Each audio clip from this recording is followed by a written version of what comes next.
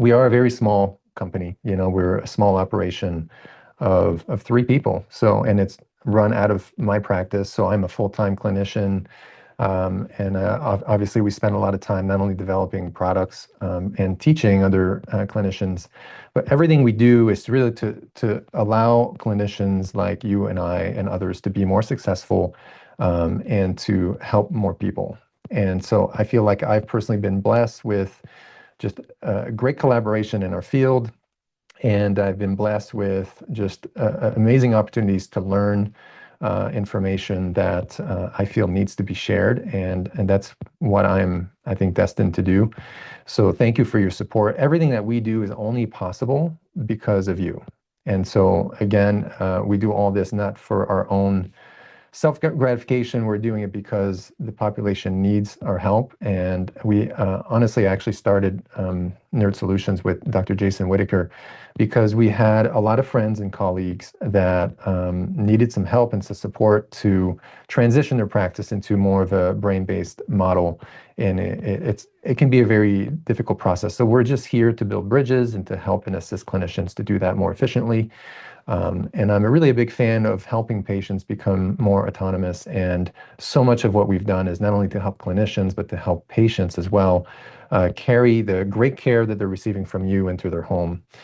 So our small operation is not backed by large companies or major funds or anything like that. Everything we do is truly a product of your support. And so we take questions and emails and anything that you need, let us know. We're here to make your life better, easier, more efficient. And I know that in all the things that we've created already, there are some issues. Nothing's perfect. And we want to hear about your needs. So just feel free to reach out and ask. But honestly, there's many things that we do create that we know from the start are going to be kind of a loss on our side. So we don't make a profit on everything that we create, that we manufacture, that we sell. In the end, our company is doing well because of the many things that we create. Some are very successful and others are not as much, but it kind of balances out. And so the reason why I bring that up is mostly because, as you've probably noticed, the new Focus Builder app is a new model, a new payment model. For patients, it's a one-time purchase, and at this point in time, it's only $19.99. It's $20, and they've got it. And not only do they have it, but now they have the ability to be connected with their clinicians.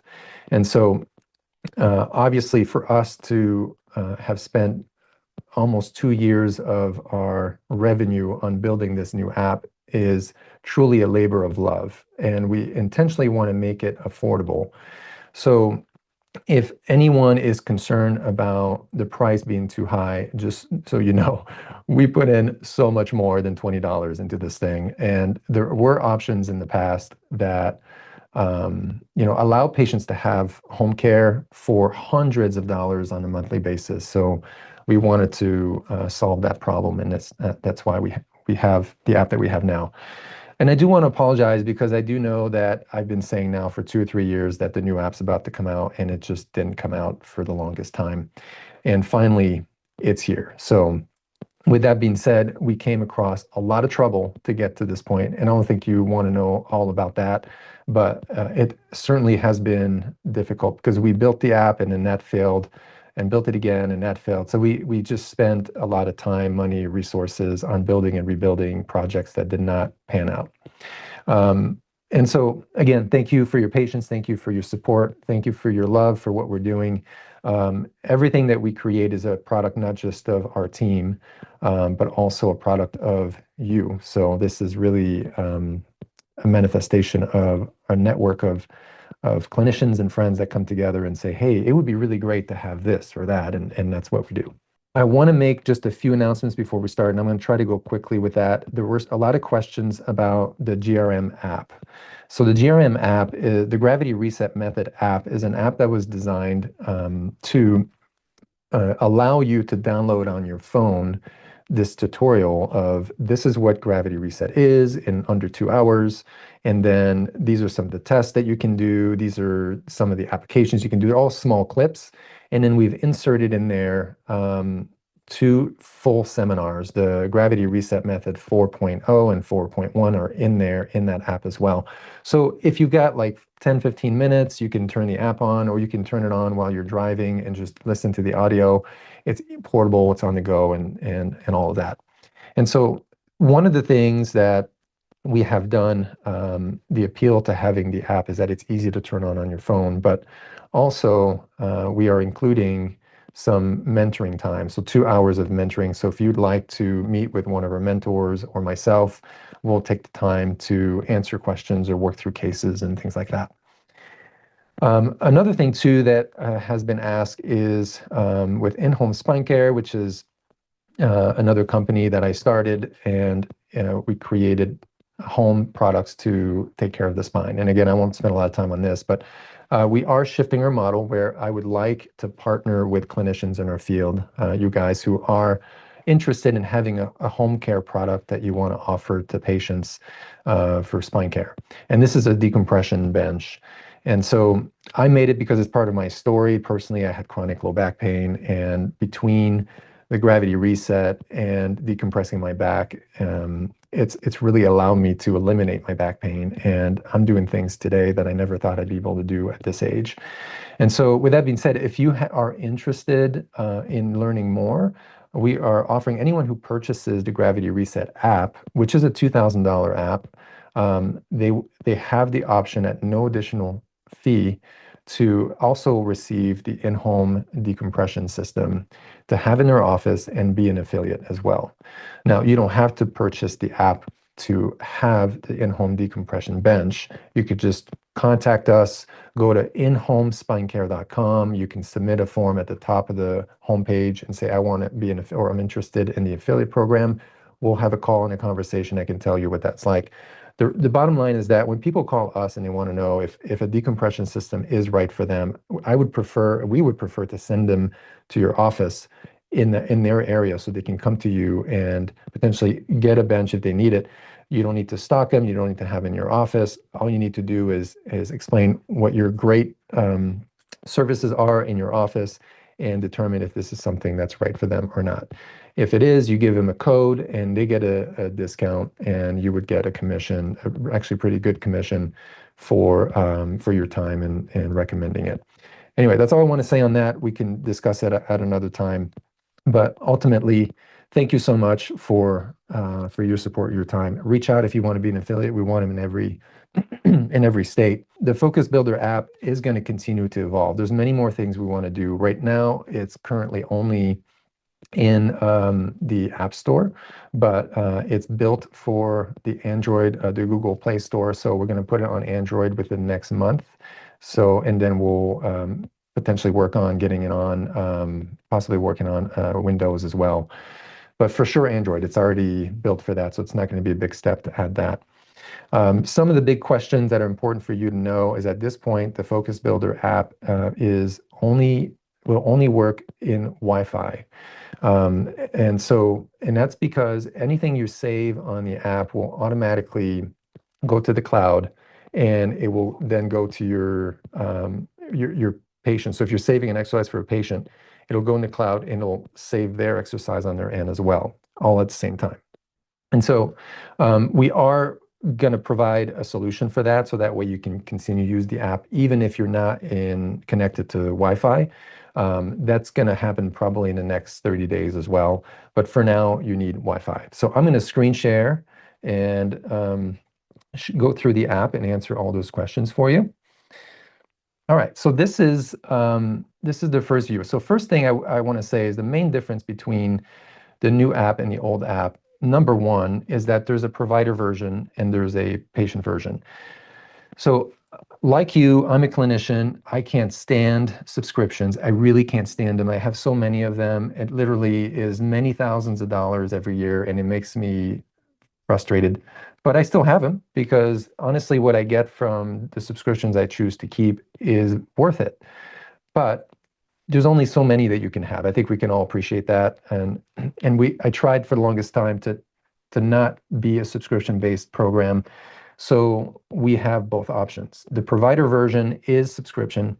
The patient version is one-time purchase. And the reason why, the provider is, it's going to cost $69.99 a year. The patient version is $19.99 one time. And the thing is, because we're tapping into the cloud, the more information that goes into the cloud, the more expensive it costs us. So we're the ones paying the fee for that. So at this point, $69.99 seems like it's something that we can do and manage. So that's what we're going to go with. But it's possible that that may change down the road.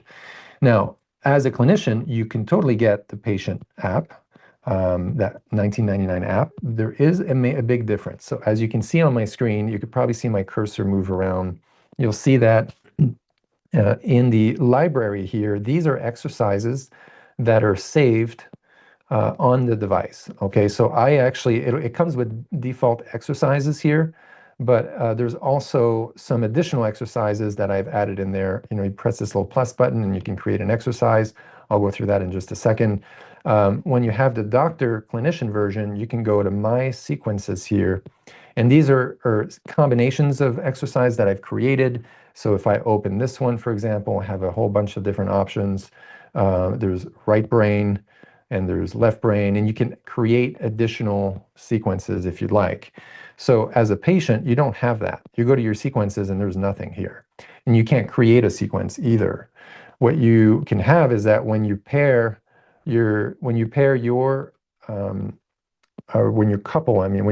the patient couples with you, when their account is linked to yours, then they will see the sequences that you've created for them. Okay, so that's the library. Now again, the patient version will have all of these options. They can go in here and they can open up pursuits, for example. They'll have the description, the settings will be there, and they can go in the settings and they can make some changes. The thing is, they can't save multiple exercises. Whatever last setting they use is what's going to save and what's going to be in there. So if I go in here and I want all these settings on, I can do save and play, which will start it, or I can do save and close. It'll keep it that way, and I can start from here if I want. Eventually, we're going to have videos like this. If there's nothing there, it's just a placeholder. But every app or every exercise will have a video like this, which will be a tutorial talking about what pursuits are. Okay, right now we have it available on our Podia platform and on YouTube, but ultimately it'll be in the app. So let me just go back for a quick second, because I just want to, before I show you how to navigate the exercises, I just want to finish my point about the patient version versus the doctor version. The doctor version will allow you to build sequences, and also you have this patients tab. Now it's all blurred out because these are my patients, so I can show the list if I were to click on here, but I'm not going to do that. Instead, I'm just going to pull up a test patient called test. And or I could create a new file and I can add one, but in this case, test. Okay, so I can go in here and I can see what kind of configuration that I do in there, and it looks like I have a left brain only. I have a executive brain. These are executive types of exercises, and I'm just going to open that here. So this is a sequence I made before that I kind of pulled in there. And here we have a right brain exercises as well. So anyway, so this is a test. So there's kind of some random things in there, but that's what it would look like for that patient. Let's say my patient test. I want them to do all these sequences. They're all in there. You can also see here, there's a area here where you can allow patient to edit their own settings. If I turn that on, the patient will be able to make changes to their exercises. If I keep it off, then they will not be able to make changes. I can look at the profile and I'll see everything about the name of the patient. There's their email address. And on the patient side, when they look at their profile, they'll be able to see the practitioners that they're linked to. And it could be more than one. So if you have multiple practitioners that they're linked with, they're going to get all the exercise from each practitioner. But this is probably the main question is, how do you connect a patient to your account? So I'm going to just go back for a second, and I'm going to show you right away, if I want to add a patient, this screen comes up, okay? I can put in the email, or I can choose not to put it in and say this patient doesn't have an email. You're going to need an email for them to connect. Once you put the email in here, that is how you connect to the patient. Because on their end, they're going to have their account, they're going to sign in with the email that is going to go in here. So obviously, if they don't have an email, then you put no email, and you can add the name, and you can have the patient information just in your office. They don't have to have it at home. But if I want to go back and I put their email in here, let's just say I'm going to send this to Dr. Noel at In-Home Spine Care. That's a good place to email me if you have questions about the home decompression. Okay. So the email's there, and then I'm going to put in my first name. We'll say Said. My hockey friends call me Said. Okay. So, and then I'm going to do add patient. Whoops. Let me close that for a second. Okay. So, you know what? I think I need to make a change because unfortunately, no, it worked. Okay, I thought I had used that email already, but that's good. So patient added. So what happened here is the patient will actually receive an invitation. We didn't see it because I actually used that email for another, actually maybe for my test. Normally what happens is when you add a patient, you'll be able to, if the email is not already in there, it'll give you a prompt to send invitation. I didn't see that prompt just now, mostly because the email was already in the system. Okay, so anyway, so I'm going to go back again to my library here. If the patient already has the app, you won't have the opportunity to send an invitation. It'll be done automatically. Okay. So that's kind of one way you can tell if they already have the app. If they don't have it, they'll get an email and it'll guide them to download the app and connect to your account. And they can uncouple, so they in their account they can disconnect if they want to no longer be with a provider. That's on them to be able to do that. So let me go through and start with the exercises. So what we've done here is we're making it a lot easier to either access the settings of an exercise or start an exercise from multiple places. If I just click anywhere else on this square, it's going to take me to the information screen.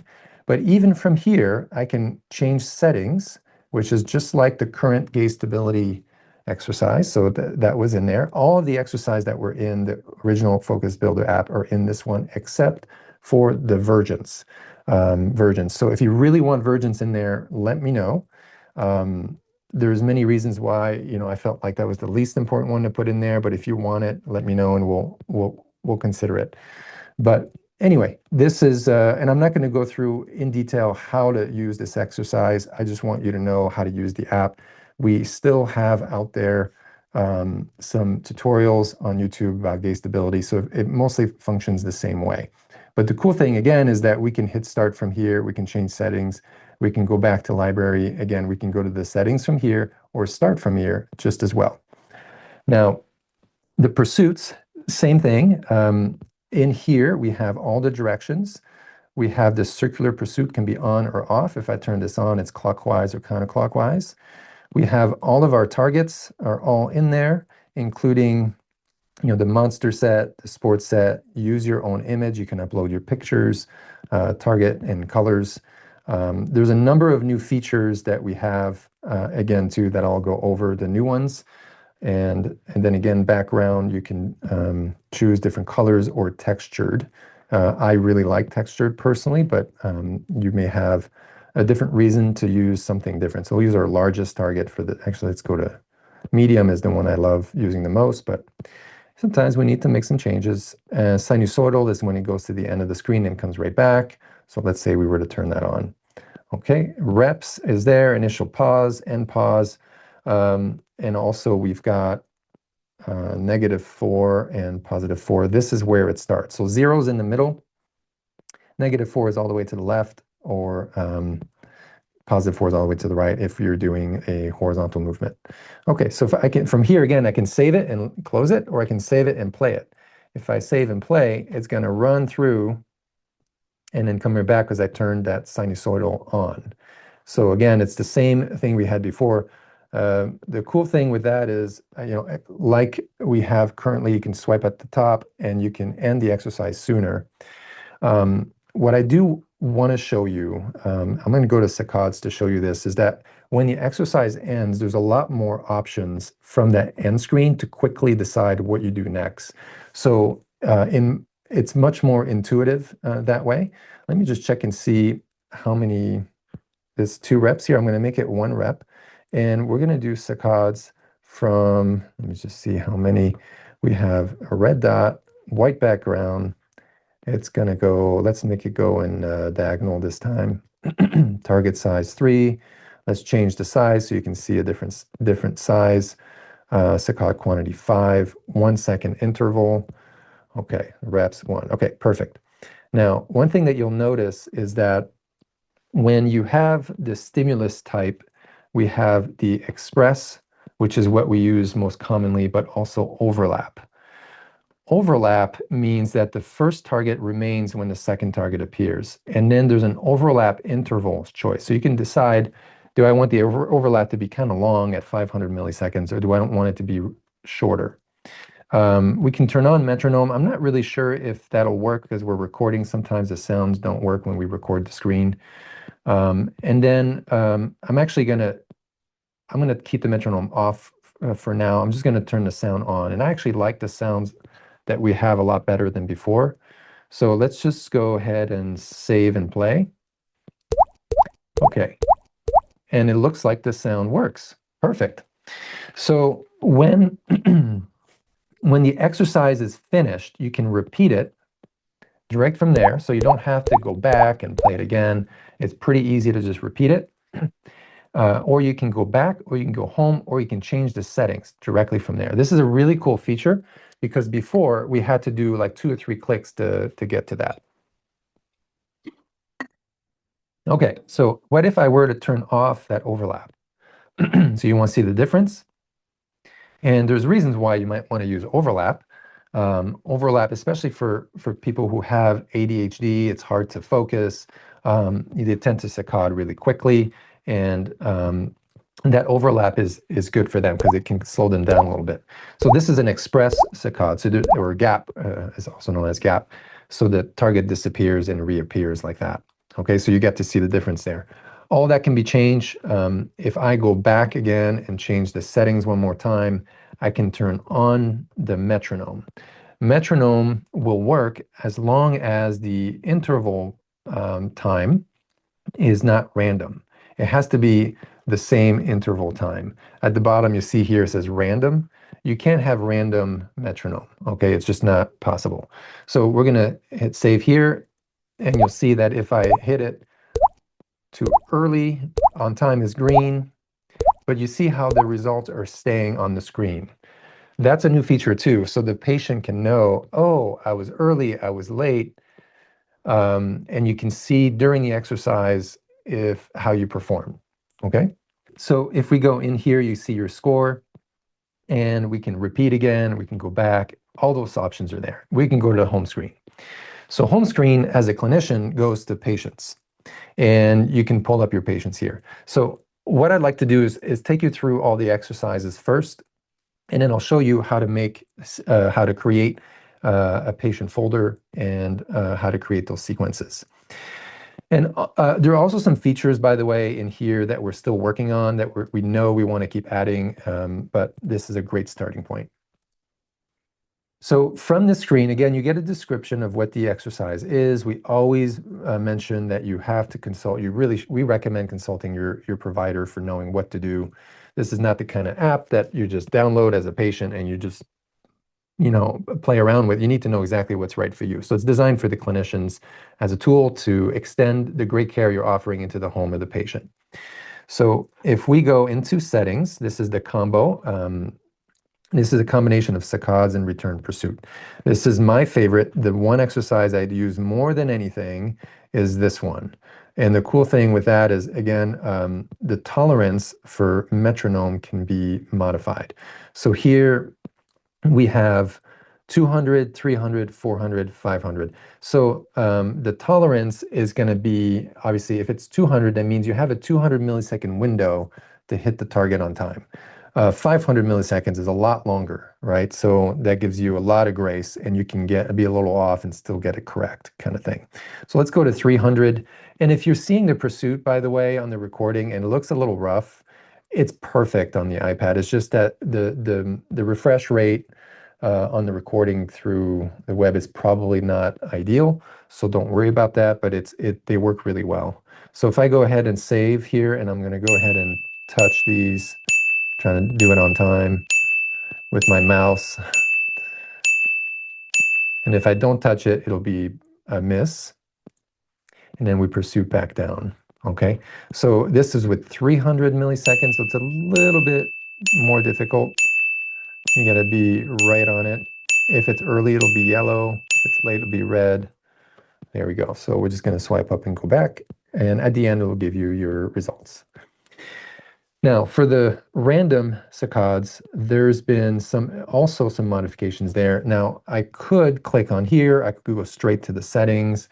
The cool thing with this one, I do have more coming on this one. There's much more I want to do here, but we can add a lot more targets on this one. So we can go to 100, I believe. So I won't do it now. We'll keep it low. Let's just say 5 or 6. And then you can change the appearing speed here. You can make it really fast, or you can make it tap. Tap means you have to touch the target before you move on to the next one.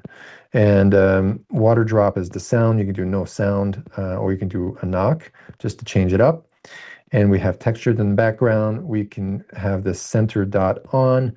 What I'd like to do with this one is, if I want my patients to do just a lot of random saccades, they're going to look in the middle, they look at the target, and they come right back to center, okay? Right back to center. Now, the tap feature is you just tap anywhere on the screen. It doesn't have to be actually accurate, but those are features that will be, again, modifying and going back to. Now, my ultimate favorite feature, one of my favorite, other than the touch saccades, is the anti-saccades. The cool thing with the anti-saccades is that we have made some modifications in there as well. Again, there are some basic instructions in here, but ultimately the coolest addition on the anti-saccades is going to be right here in the distance. See where on distance you can make it 1, 2, 3, 4, or random. So 4 meaning the targets will appear at the end of the screen. So 1 will be really close to the target. So if I pick 3, for example, and I have chosen 10 reps. I'll make it shorter. Let's just make it like 4. And the go, no go is turned off. I'll turn it on in a moment. It's 50-50, or 5 out of 5, meaning there's going to be an even amount of left versus right blinks. Number of dots is 2. You'll have the center dot, and then you'll have another dot on the edge. It's every 1 second, but you can make it all the way down to 0.5, which is super fast. We'll keep it at 1 second. And actually, instead of 4, let's just go to our 10. 10 is a good number. All right, so it's going to be horizontal. You can do horizontal, vertical, or the diagonals. I want you to see the instructions are: look in the center. When the red target appears, look opposite, and then back to center. It's not a touch exercise. It's just you look in the mirror opposite position and back to center. Okay, so that is without any go no go, or go no go off. So let's just say I were to do vertical, and this time I'm going to do distance random. This is a new feature, and it's really cool because your eyes need to move in the mirror opposite position of the appearing target. So if it appears way far down there, you go far down here. If it's close by, you go, again, the mirror position in the opposite direction. Okay? Now, when that ends, like before, you will see that you can repeat the exercise. You can change the settings, and I'm going to change the settings directly from the screen. And I'm going to make the settings, I'm going to turn on the go, no go. And like we had in the other app, we have the options to put an image in there. So the point is you want to make it challenging. So you want to have something that appears, and if it's a picture, it's a picture, but that will challenge the user's ability to avoid the distractor. Okay, so if you want to avoid that distractor. Now I'm going to increase this. Let me see where the size, I think target size is 4. Let's make it a little bit bigger and let's play. So, and actually, you know what? I'm going to change the angle just to show you how hard it can be also at a diagonal. Okay, so you would look opposite of the target, but if it's a little monster or one of those images, what you're going to have to do is stay in the middle and not look away. But otherwise, you look away and back to center. Okay, but you stay in the center when the monster appears. This is just a really great executive type of exercise. Okay, we'll go back home to our library and we're going to see some other new features in the OPK, for example. Now, I did have some questions that were sent about like, what is OPK? How do we use it? Some really technical questions. And this webinar's purpose is not to necessarily teach how to treat patients, clinically and in various conditions. It's more so to show you how to use the app. However, I can say that we talked about that quite a bit more in the recent, the GRM 4.0, 4.1, but honestly, one of the best optokinetic courses I think that's available is through the Carrick Institute, is Dr. Jeremy Schmo has done 2 of them. They're phenomenal, and I would highly, highly recommend it to everybody. I have not taken both. I've taken one of them, and I was just really impressed with it. So, and again, we talk about gravity reset, and some people want to know more about the vestibular system and go further in depth. The intention for gravity reset was never to replace a true, thorough vestibular course. Dr. Traster is excellent at that. He does such a good job at teaching it, also through the Carrick Institute. The intention is not at all to recreate the course that he is doing. Has never been that. The gravity reset method is an approach that we started teaching because it was not being done in that way elsewhere, and is just highly successful, and we felt like it had to be shared. And so I'm fully aware that there is so much information about the brain and about the vestibular system that could be taught, but we choose not to because there's other people that are teaching it extremely well, and actually likely much better than I could, or than some of the other instructors we've had on. So we love inviting experts and specialists in certain areas to share with us in courses. But when it comes to vestibular care, the best course out there is through the Carrick Institute. Now, with that being said, I do believe that when it comes to vestibular rehab, it's really important to consider the fact that the otolytic system, the otoliths, the gravitational system, is the most impactful system we can leverage for creating change in the brain. And this is me saying that, I'm sure there's people out there that may disagree, but clinically, after 24 years of practice, I've never personally seen, I never thought it'd be possible to get this level of success clinically until I started looking at every problem, not only through the lens of the brain, but my question to myself every time I work with someone is, how am I going to use gravity to create change in this person, and very specifically. And so the cool thing with the Focus Builder app is that there's other types of eye movement exercises and optokinetics that we can use for that purpose. So what I want to show you here, we can blend that in with gravity reset or apart from it. We can use these exercises to help heal the brain or to challenge the brain and condition the brain. So you'll see in here you have direction of movement, all these directions that we had before, but we also have rotation. When you turn rotation on, it's clockwise and counterclockwise. Honestly, this is not a feature that I use, but I know it's a feature that many colleagues use and love. So we put it in there. Now, when you turn that on, you're going to see an optokinetic rotation. And some of you, may not do well with that. It may bother you. So I'll turn it on for a quick second and then I'll turn it off. But we can also turn on the fixation dot in the middle of the optokinetic. And I'm going to make it also really slow at speed 1. We can change the size of the center fixation dot. So let's make it nice and big and chunky. And we can also determine how long we want this to run. So 1, 2, let's say we'll do 3 seconds, okay? And then we have either save and close or save and play. So we're going to go ahead and save and play. And this is what we have, okay? So it was very quick because I don't want to harm anybody out there. But let's turn off the rotation. And then we also have the option to use dots. The dots are really cool. You can use those for all sorts of purposes as well. But basically with the dots, what you're going to have is you're going to have moving dots. And I left the fixation dot on there. But the dots tend to be more stimulating than the bars. This is something that, again, Dr. Schmo taught on in the past and did a phenomenal job with that. But I love to use both fixation and no fixation. And I like to use a direction of optokinetic in order to complement what I'm doing with the otolithic system. And we talk about that a fair amount in the in the gravity reset courses. If I go back in here and I go to hemistim.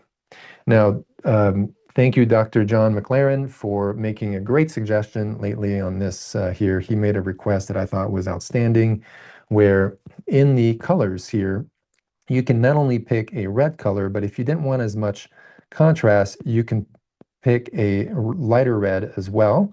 So let's go with 2 forms of reds.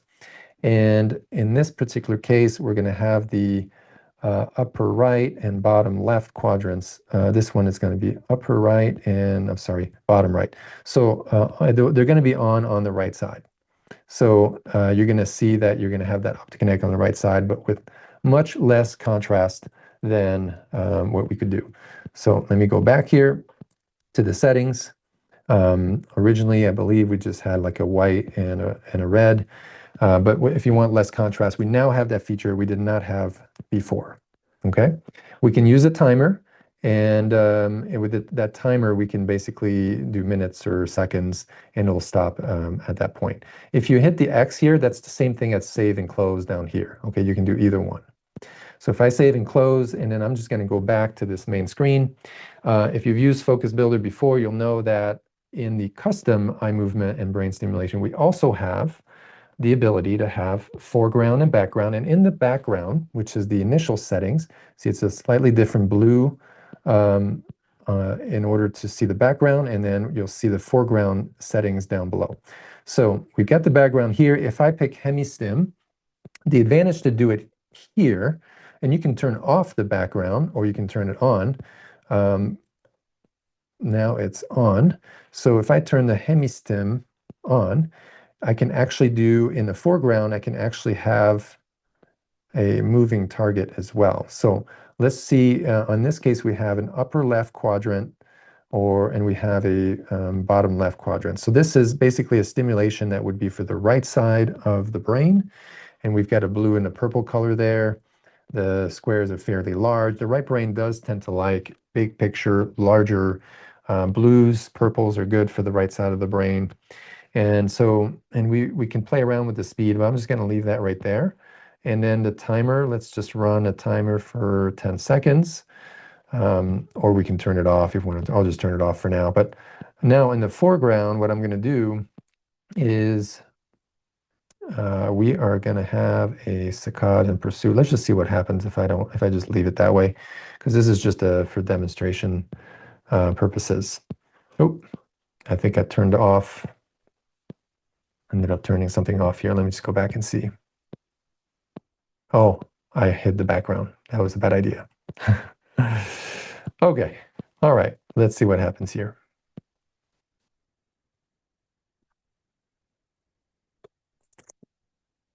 Let me go back. There's a couple settings here that are probably conflicting, and I'm not sure what they are. So I'm not going to take too much time to try to troubleshoot that, but ultimately, here's what I'm going to do. I'm going to actually just X out of there because I already saved the setting somewhere else that has one of these exercises in there. So I'm going to go back to my library and my sequences.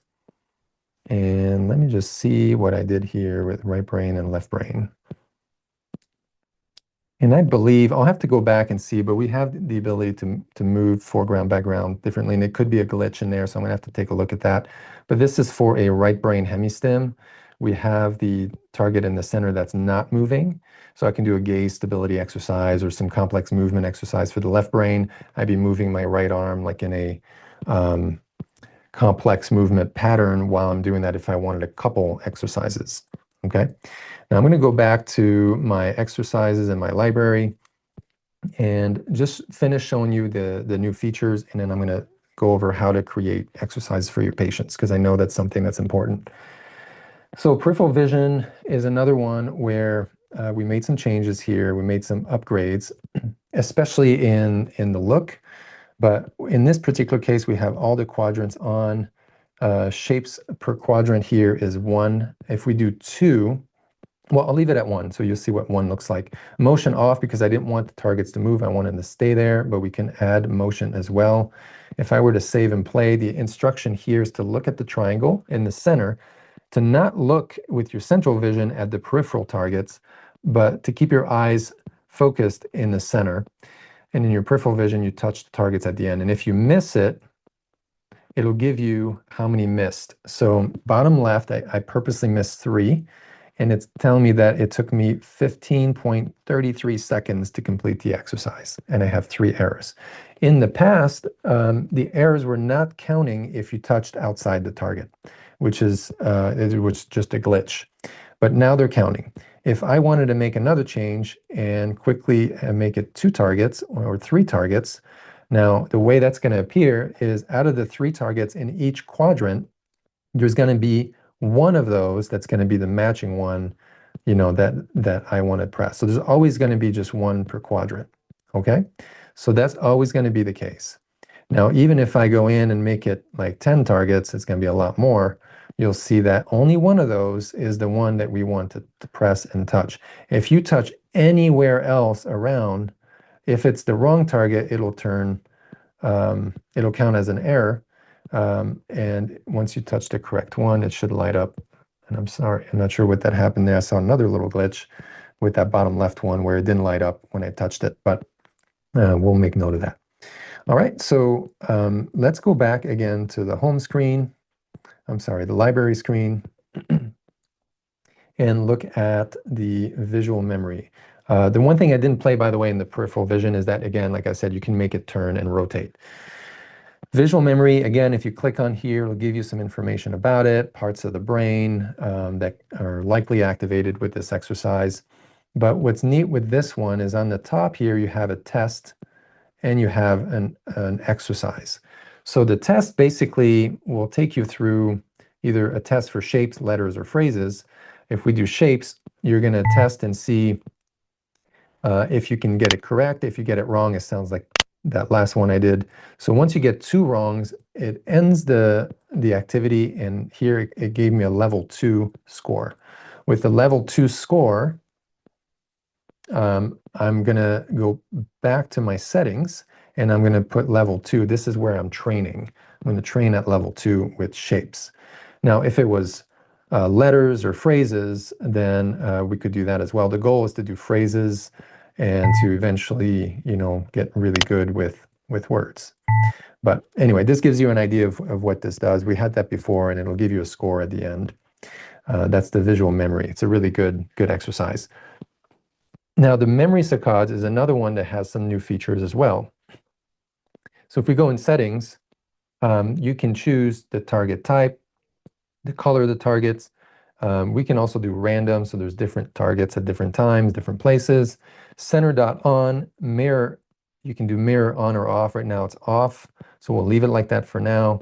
You can also add in some other things like the markers. These are just gray markers in the center of each tile. And you can also add the center lines that are bolded lines.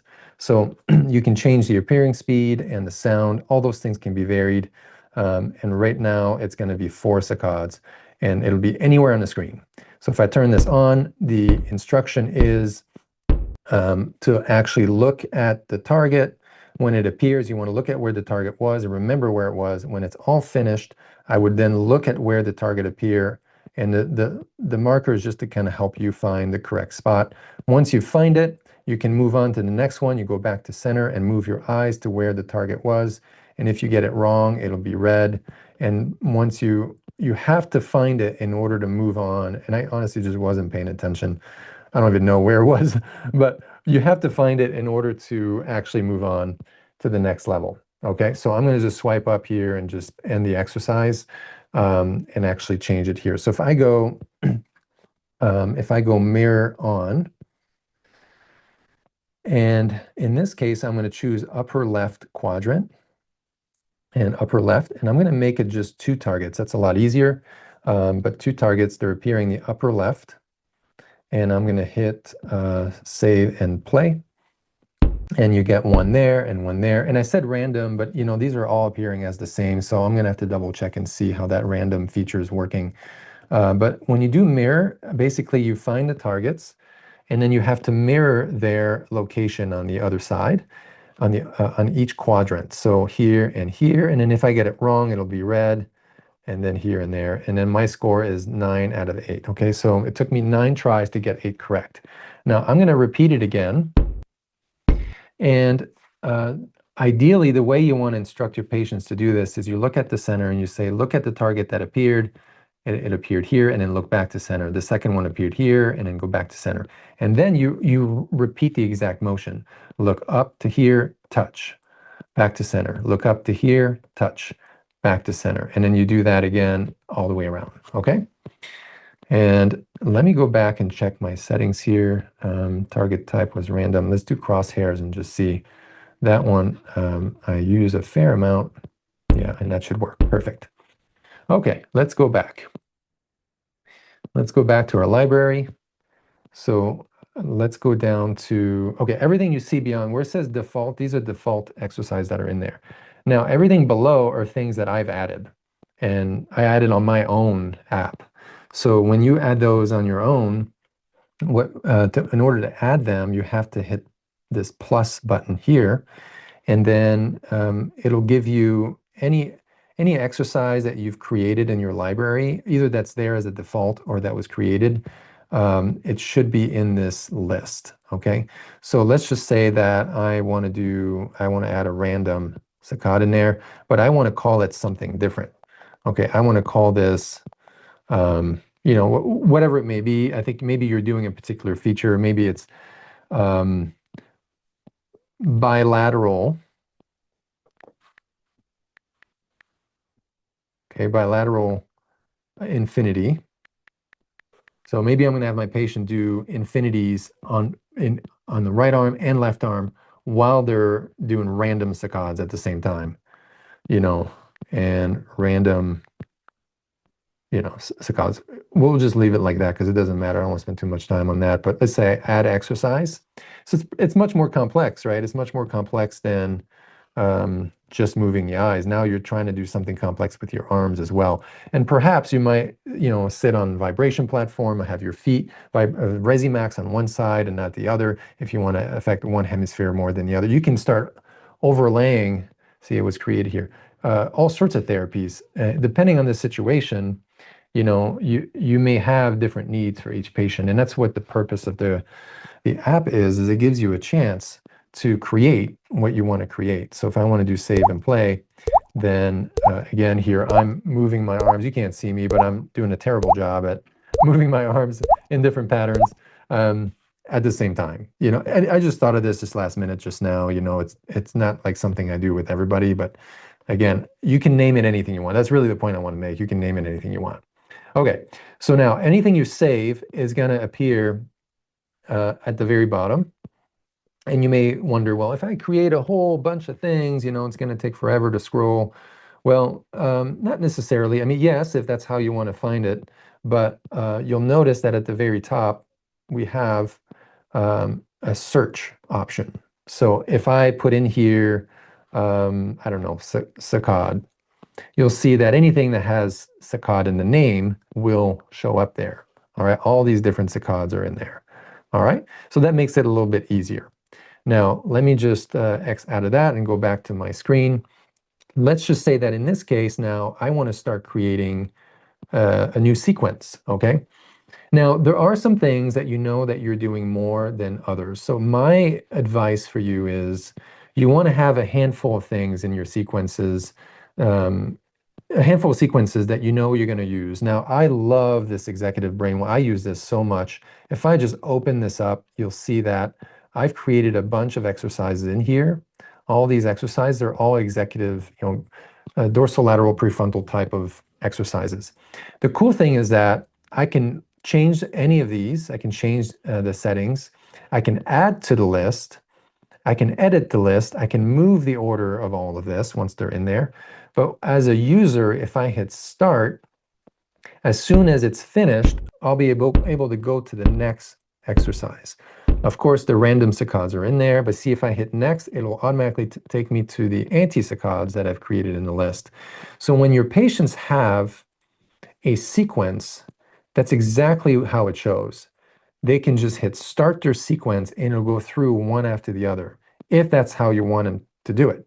You can also create multiple sequences, or you can just instruct them, hey, I don't want you to just run one after the other. You may have other kinds of instructions for them. Um, Maybe they need to just start directly in the app here and hit, do the ones they want. But I like to create the order that I want my patients to do things in. If I go scroll down a little bit and I hit this more option, I'll have the opportunity to duplicate the entire sequence. So if I want to create the same sequence, but just make some small variations without having to, rebuild the whole thing, you can do that. Or you can hit edit, or you can delete it and remove it. If I hit edit, what that does, it gives me the option to delete anything in there. I can delete those. Or I can move things in a different order, like I can move these anti-saccade all the way to the top, or then I can just put it back. So you can move things up and down. Okay, so you have that option available. Okay, so let's go down here, because if you make some changes, you have to save changes. Otherwise, you just cancel and don't worry about it. If I want to add an exercise to the sequence, I can go here and add it. So what I'm going to do is I'm just going to cancel for now. And I'm going to just go down here and let's say I'm going to go to my exercise. In order to create a sequence, you want to, from scratch, for now, you have to create from here. Later on, we'll be able to go to your sequences. And because I can add an existing sequence from here, or I can create a new one. But in order to create it from scratch, I need to start from the library. So this is what I mean by that. So let's just say that I want to do anti-saccades.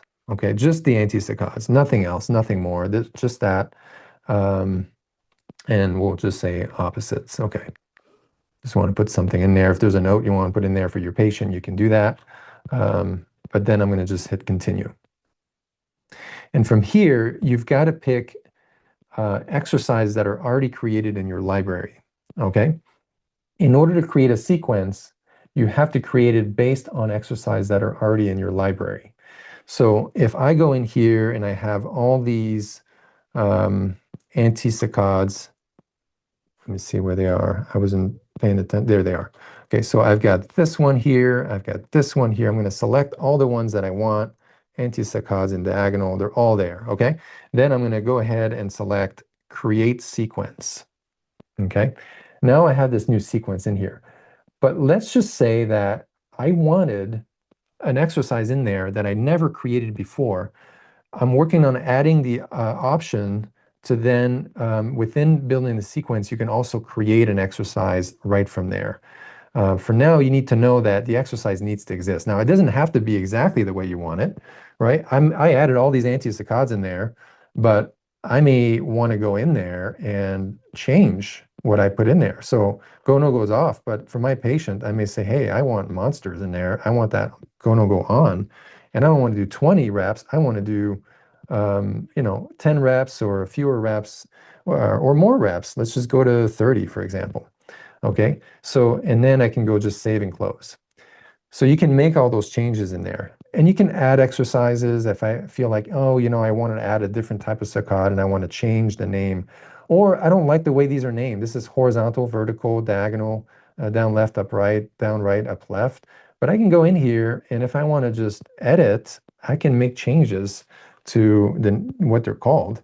I can go in here and just delete all that and just call it AH, just a random thing here.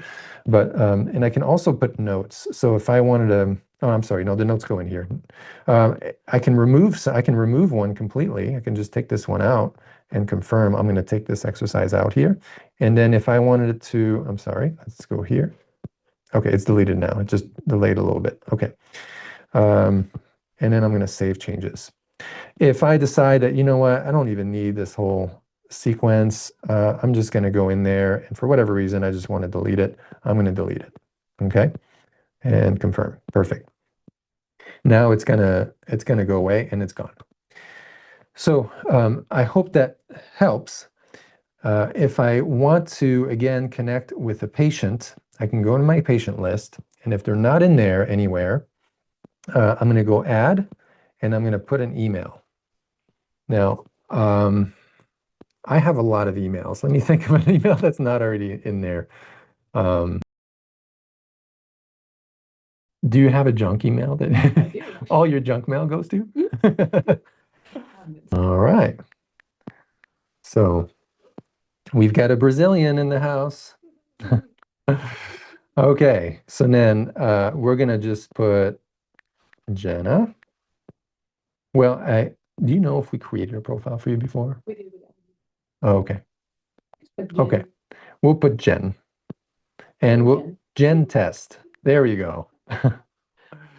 And then add patient. And in this particular case, let's see here. Yeah.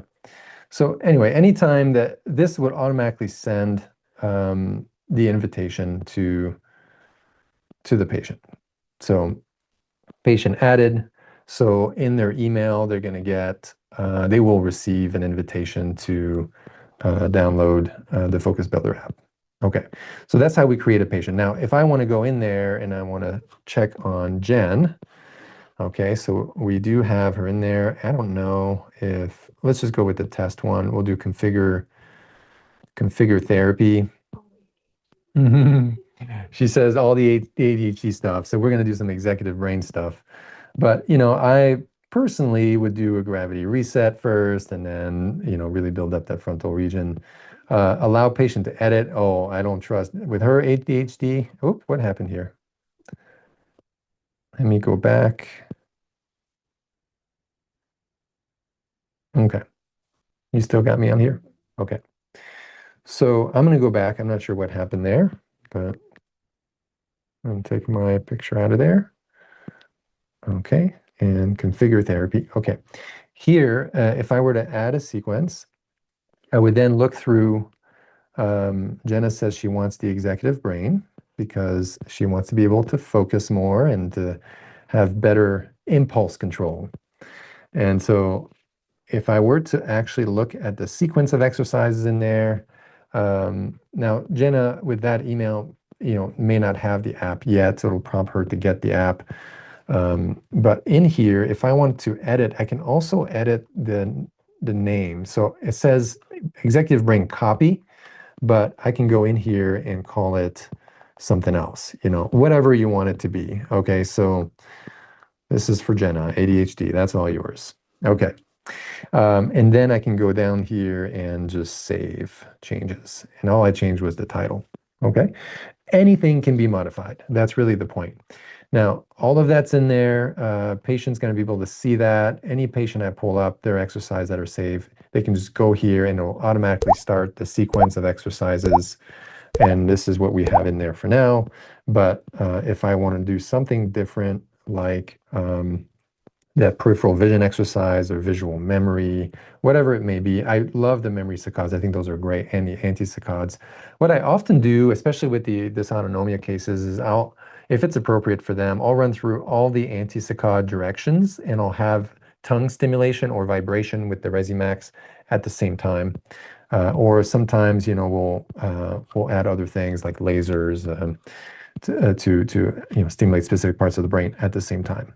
Okay, so let's go back again to our library because this gives you a pretty good idea of what the features are, how to create an exercise, how to create a sequence, and then how to connect your exercise with the patient. So ultimately, the connection happens when you put the email in. As long as you don't put the patient's email in there, it's only in your account at your office. So that's the bottom line. So at this point, I would like to take some questions. So I had some questions from really just before the course, and a lot of them I think I've already answered. So let me go through the ones that I've not answered. How to integrate, okay, so how to integrate Focus Builder into daily practice. I mean, I think that varies greatly based on your practice, but I can tell you what I've done. So I've got a really nice stand, and let me just turn on my video. I'm going to just stop share for a second. So I've got a really nice iPad stand, and I have an area where the Focus Builder app is right there, in the same location. Now, I have other iPads as well that I use for different purposes that have the app on there, because when you get the app once, you can put it on multiple devices with the same Apple ID. And so what I do is that when I have a patient come in and they do exercise, I'll automatically just put in their name. So we create their folder in there. In the past, what I had to do is I would write notes on exactly what exercise the patient would do, and we would just pull them back up in our save bank every time. It was just not efficient. But now we just pull up the patient's name and boom, there they are. If you want to change it, you change it on the fly. Automatically, because it's through the cloud, it changes the patient's exercise at home as well. Okay. What I really would like is that eventually I'd like for people who hear about the Focus Builder app who are not clinicians and they want to use it for themselves or their kids, their family, their friends, whatever. And I want them to be able to find clinicians more easily. So I eventually would love to have a clinician finder within the app. Okay, so there's all sorts of features like that that I want to add in. And so, but that finder will really only link to clinicians that have the provider version of the app naturally. And so that's another good reason to do that. There was a question about BPPV. I don't think this was really necessarily the best place to answer that, but I actually do want to say something about that because a really cool, simple test that you can do to find out which canal is the one that is most active. Okay, so here's what happens. Most of you know if you're on here that, we have 10 motion sensors total, but we have 6 semicircular canals. Okay, we've got 2 anteriors, we've got 2 posteriors, and we have 2 horizontals. And they're functionally paired like this. So there's 3 pairs of canals. We have the left anterior and right posterior, and the right anterior and left posterior, and we have the 2 horizontals. So if I turn my head to the right, this one turns on, and this one turns off, and vice versa. That makes sense? So if you have BPPV, for example, one of the canals is overactive. It's likely that there's some, people refer to them as crystals, otoconia that have dislodged and stuck, and they're activating that canal. So if the left posterior canal is overactive, your eyes will tend to be pushed down and to the right because that's how the vestibular ocular reflex works. So if you want to find out which canal is overactive, you close your eyes. This is no tech testing. You close your eyes and you move your eyes to the left to test, is it harder to look left or is it harder to look right? Okay, this is testing the horizontals. You can look up and left, which if the left posterior canal is overactive, it'll push the eyes down and to the right. So looking up left would be harder. That makes sense? So if it's harder to look up left while your eyes are closed, it's always harder to move your eyes when you don't have something to look at. So that's why we do it this way. But if it's harder to look up left with eyes closed than it is to look upright, then you know that the BPPV is involving the left posterior canal. All right, just something you can do. Again, you don't have to have BPPV to know that, to find out or to have a direction that's harder to look into. All you need is an unequal resting discharge between canals, and one side will be harder to look into than the other. And so that also helps to know how we're going to focus our efforts to create that change, not only from a gravity reset perspective, but also maybe even some optokinetics or some kind of eye movement strategy. But this is a phenomenal test that costs nothing, and you can really find out which canals are the ones that are overactive. So it's always going to be harder to look in the direction opposite of the VOR that pushes the eyes away from the involved canal. Okay? Um, so with that being said, um, if you want more information on how to resolve that, I say reach out. You've got my email. Shared it. I think I shared it earlier. You can email me at nerdsolutions@gmail.com. That's NeurdSolutions@gmail.com, nerdsolutions@gmail.com. And you can ask me and we can have some more conversations about that. But that is exactly what the gravity reset method's all about is resolving things like that. Um, how to use this app to treat end gaze nystagmus and convergence insufficiency. Um, I don't think that by itself, the app is the entire solution. However, I look when I assess eye movements, the test I just did is really helpful. But also what you'll find is that in general, if let's say my left horizontal canal is overactive, when you look to the left, you'll tend to have a convergence dominance on that side. That's not every time, but it's really common. So if you have the ability to test the eyes with a VNG, especially in the dark, but even if you don't do it in the dark, if you're doing gaze fixation, gaze holding left, gaze holding right, you'll see that the eyes will overconverge on the left if it's the left horizontal that's overactive. A lot of times you'll see that also looking up, they'll overconverge when you're looking up. Now, it's very rare personally that I have to do convergence and divergence exercises. I'm not saying that you should never do them, but I find that if you leverage the otolithic system just right, it can be very powerful at improving binocular vision and alignment of the eyes. So, okay, there's some other questions that I'll probably save because they're really talking more about gravity reset and some of them are specific to conditions. So I'm not going to get into that because there's too many questions that I would have for that patient and in order to give proper instructions. So I'm just going to take a quick look at some of the questions, see if there's anything else in there. Yeah, the price used to be $69 for the app. It is now the same price, but it's yearly and it's $20 just for patients and it's one time. Jenna's number, they want your phone number. NeurdSolutions number, you can text at 470-979-8933. Hey, Ron, great to see you, bud. Um, okay, great question. Ron, I'm actually working with our developer to create some saved sequences that will be automatically in the app. I haven't checked to see if they already did it. Um, but I'll go ahead and ask. So Vergence is one of most used on intakes. Okay, very good. So we do plan on adding Vergence. I just hadn't put it in there. I want to see what people thought about that. So we'll consider we'll work on putting it in there. Test exercise. Yeah. Okay. Okay. So yeah, Dr. Mansour, I'm happy to share. Actually, we're going to create some templates that I'd like to have in there that are already there. Okay, app for patients is $19.99.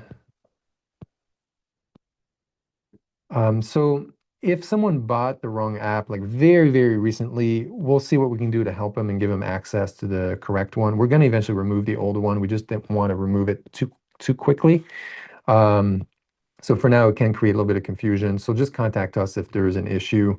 But in terms of cost, I mean, we're really bringing this down to such a low price, and we are seriously putting in a ton of money in there. So if you can help us out and buy the app a few times, we would really appreciate it.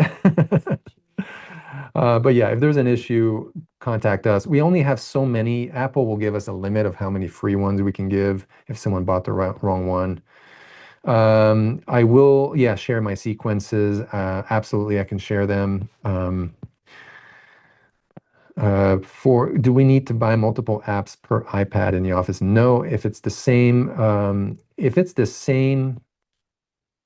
Apple ID, Apple will not let you buy it more than once. So, the yearly fee is per Apple ID.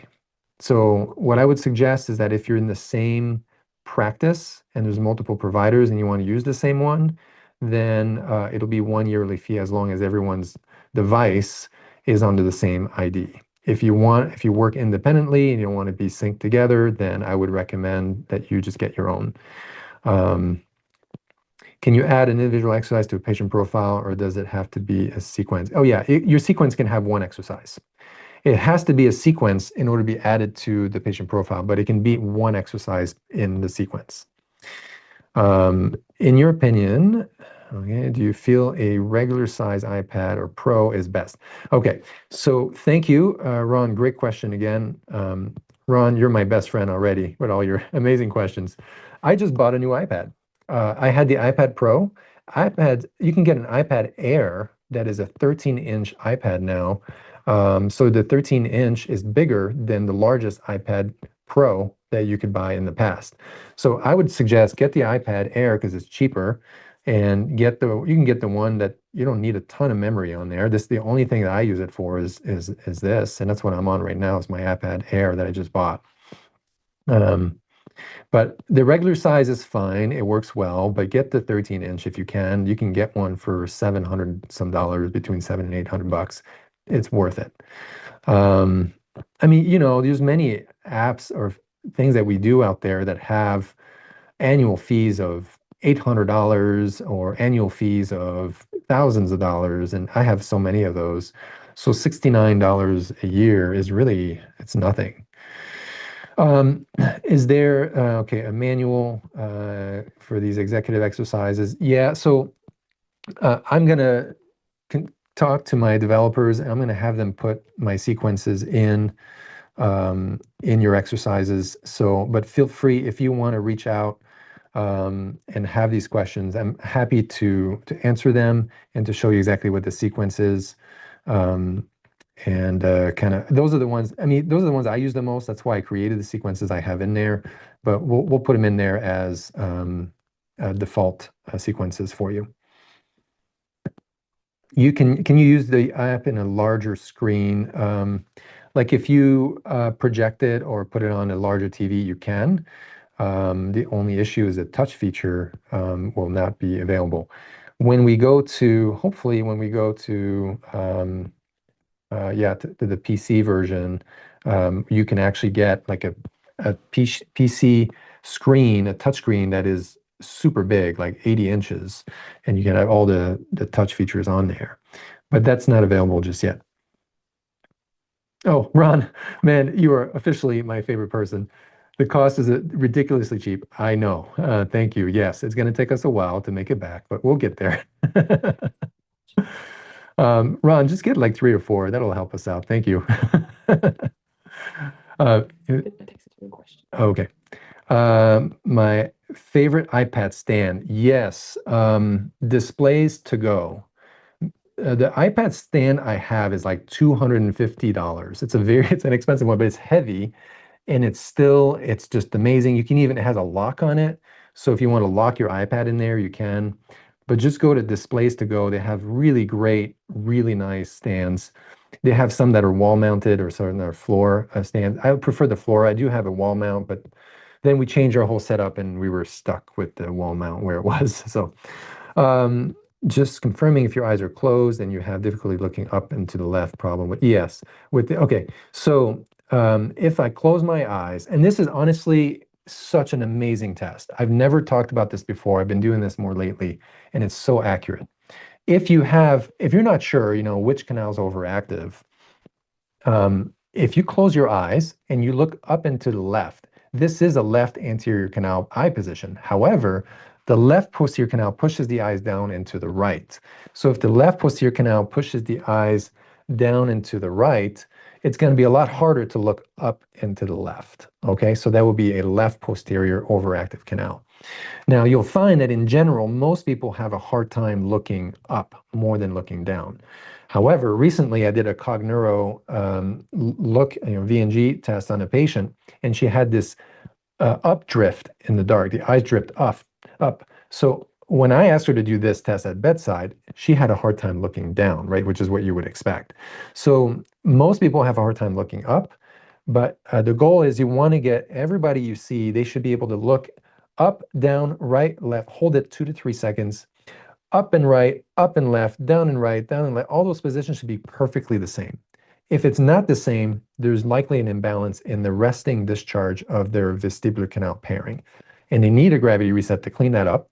Potentially need some exercises. You could improve it with other things. But what I like to do is, if it's hard to look up, when we do our stepping, I want them to be looking up. So, and that's one thing that's very powerful and effective. So I think we had, sorry for this fast scroll. All right. Okay. We're down here. Okay.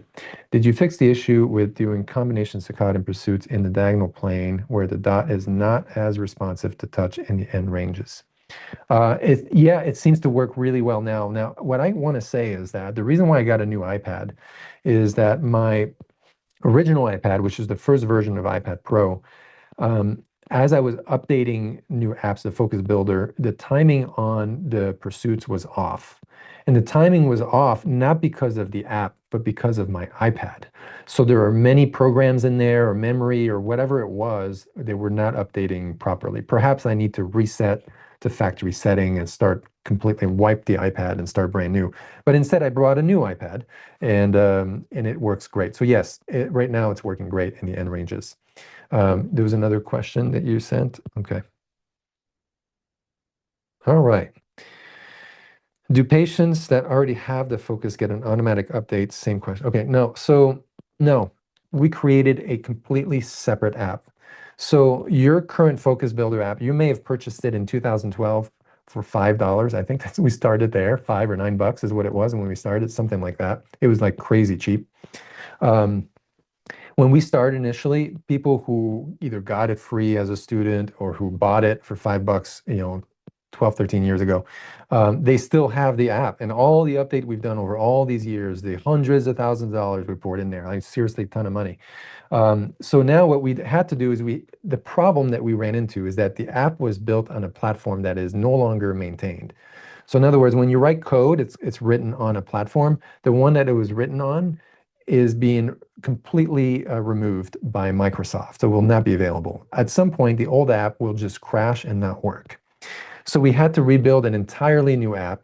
So the app that you have now is not going to simply just be updated. You have to purchase the new Focus Builder app, and that's why we called it Focus Builder Pro. Now, whether you're the provider or you're the patient, you have to get the Pro. Now, the Pro will download for free. Once you put in your info, then you'll enter, am I a provider or am I a patient? If you're a patient, you'll get the patient price. If you're a provider, you'll get the provider price. And that will allow you to connect with your patients. Now, again, the price that it's set at, we set it this low because we want to make it affordable. And the only way we can keep it this low is if there's a high volume of use. If we don't get a high volume of use, at some point, we won't be able to maintain it and we'll need to increase the price. So I thank you for your partnership, participation, your support, and your contribution to the app. You're making this possible. So this is truly, I know it's like, hey, I got to buy it again, but honestly, it's a massive gift from us to you. And we want to know how we can make it even better. I already have a long list of things I want to add, but you may have some ideas that we don't know about. So I do want to hear about those. Any other questions? Jenna, did you get anything else? Okay, sorry, I'm going to look all the way through the bottom. All right, I think we answered everything. I'm just going to go back one more time. And for those of you who are still on, I'm going to go back one more time and screen share. And I want to show you, I had a question. We good? Yes, I think Yeah. better. I had a question in here about my sequences. And one of my favorites here is going to be, so the gravity reset method, by the way, when we do our translation work and we do turns or after translation, we often use optokinetics in different ways. All of these examples are in the gravity reset app and it explains why and how we do it. But I use those. So I put them all in there. So if I need to pick it up and say, oh, this is for a left, for example, someone who's got like OPK, I want to go down right for, I don't know, a left posterior right anterior canal issue. I want to work in that plane. I may play that one. But I love, especially because the cerebellum is so critical. A lot of times when the vestibular system and the midline cerebellum are not properly integrated, you'll have a deficiency or maybe a weakness in that cerebellum on that side, I may want to do a great, right cerebellum exercise where I'm going to start this and just, again, work on my timing. And now this is an eye and hand activity. So I use this so much for those patients, and it seems to be really helpful. But someone wanted to see that executive brain of what the settings are. We've got anti-saccades here. This is the settings that I put in there, but again, you can change them. I'm sorry, that was random saccades. And then anti-saccades right here for the vertical. We've got, I'm sorry, that was vertical. We got horizontal. I think I changed it earlier as I was making a demo, but it should be horizontal. And this is vertical. Okay. And then we get the diagonal. So all the settings are there. I'm just kind of flying through so that if you need to look kind of quickly at what the settings are, you can kind of create your own. But you can replay and save that later on. Memory saccades, this is just, now I love using the quadrants, and I usually start people on 2 targets, but my goal is for them to do it with 4 targets. Okay, so I'm going to save and close. And then the visual memory, 3 is a great starting point, but it's honestly, it's just better just to test them and see where they are. And then the peripheral vision exercise, I've got that in here. So you've got all of your features. So that's the executive brain. So what I use the most is really, honestly, it's and some people who are right, left brain. I mean, there are some clear hemispheric cases, whether they've had a stroke or other things, where I have all sorts of different exercises set in there for the right side of the brain. It doesn't mean I'm going to use all of them, but what I do is that I'll pull that sequence into my patient folder, and I will go in there and edit and just remove. I'm going to remove whatever I don't want. I'll just trash the ones I don't want, and it makes it quick and it makes it really easy. Okay. And you can also email Jenna directly at admin at NeurdSolutions, and she can send anything you want. So if you want something, we can send it to you. Thank you all for your time. I so appreciate you. We went over by a lot, but thank you. Have a great night. And again, send your questions. We want to make this even better for you.